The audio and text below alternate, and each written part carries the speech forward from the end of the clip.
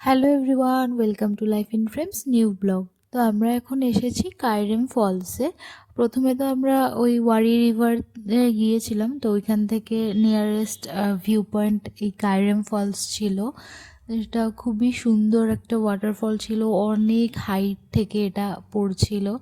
মানে ওই জায়গাটাতে ল্যান্ডস্কেপ মোডে যখন আমি ভিডিওটা নিচ্ছিলাম তখন আমি ভালোভাবে তোমাদেরকে দেখাতে পারবো না বলে আমি ফোনটাকে এইভাবে ধরেছি, সো দ্যাট তোমরা বুঝতে পারো এটা কতটা উঁচু হাইট থেকে ওয়াটারফলটা পড়ছে।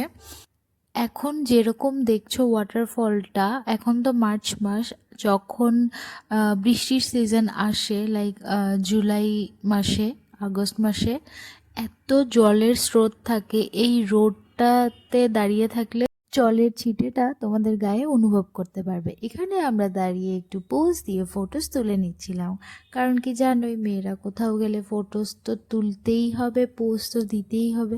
আমরা এখন একটু ট্রানজিশন ভিডিওস বানাচ্ছিলাম, যেটা আমি তোমাদের সাথে রিলসে শেয়ার করব। দাদা আর পুচকিটাই বা কেন বাদ যায়, ওরাও বসে পড়লো ফাঁকা রাস্তায় পোজ দেওয়ার জন্য। যেহেতু দুপুর হয়ে গেছিল, এখন পেট পুজোর সময়, তো আমরা এসেছিলাম মান্না রেস্টুরেন্টে। এই রেস্টুরেন্টটা সিটির মাঝখানেই আছে।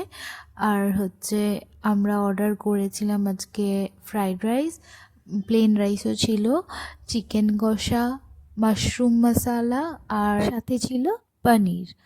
তো তোমরাও যদি কখনো এখানে আসো মান্না রেস্টুরেন্টে, একবার ফুডের জন্য ট্রাই করতে পারো।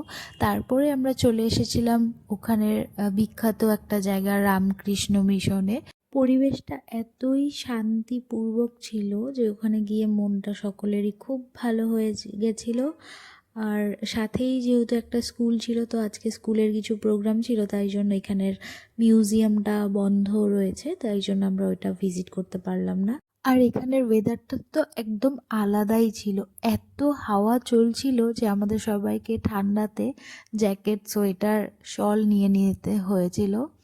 তারপর আমরা যাচ্ছিলাম একটা ফলস দেখতে।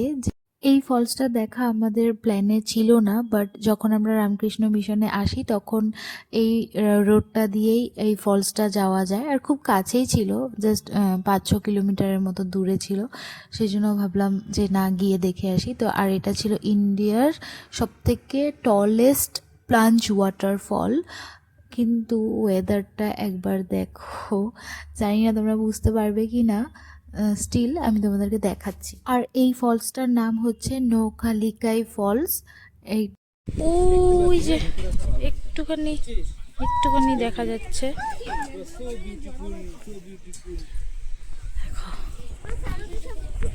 মনে হচ্ছিল যেন মেঘেরা আমাদেরকে সুযোগ করে দিচ্ছে এই ফলসটা দেখার জন্য।